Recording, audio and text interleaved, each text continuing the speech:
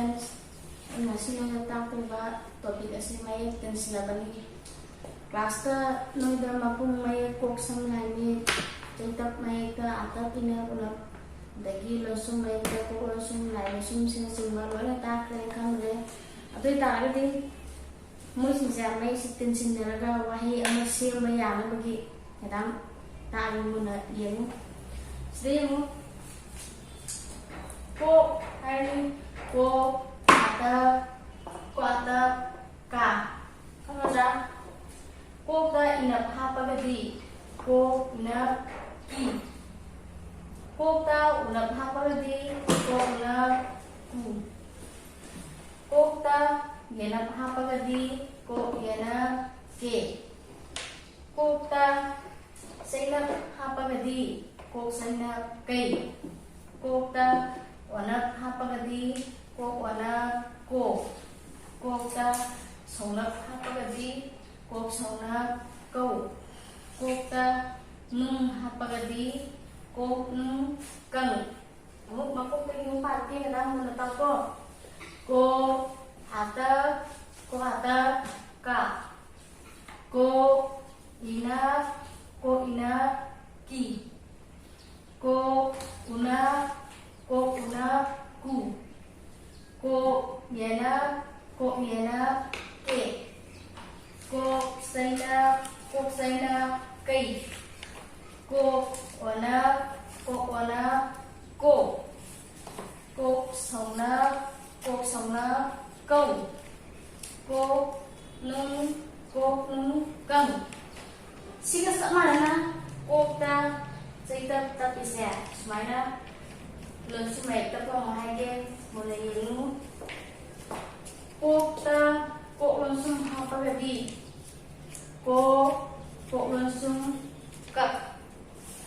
Ko ta lai langsung apa lagi ko lai langsung kal. Ko ta mit langsung apa lagi ko mit langsung kam. Ko ta pa langsung apa lagi ko pa langsung kap. Ko na langsung kan. Ko ti langsung kat. Ko ngau langsung kang.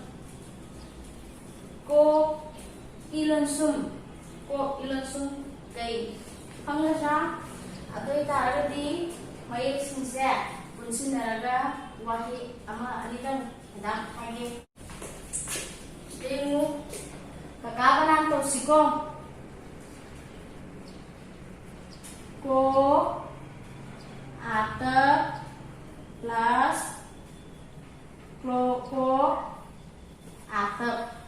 Jadi ini si punsin naraga mengisi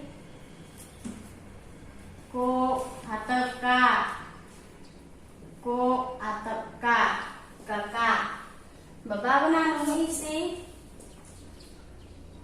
ba atap plus ba atap. Punsin na ko iyan ba atap ba baba.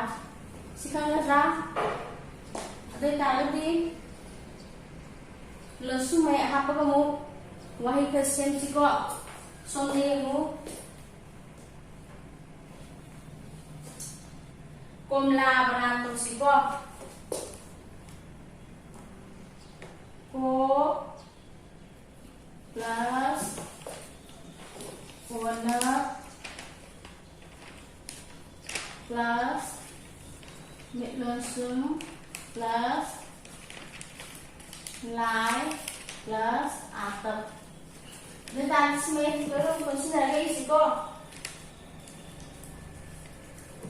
Ko warna mit langsung lai atap.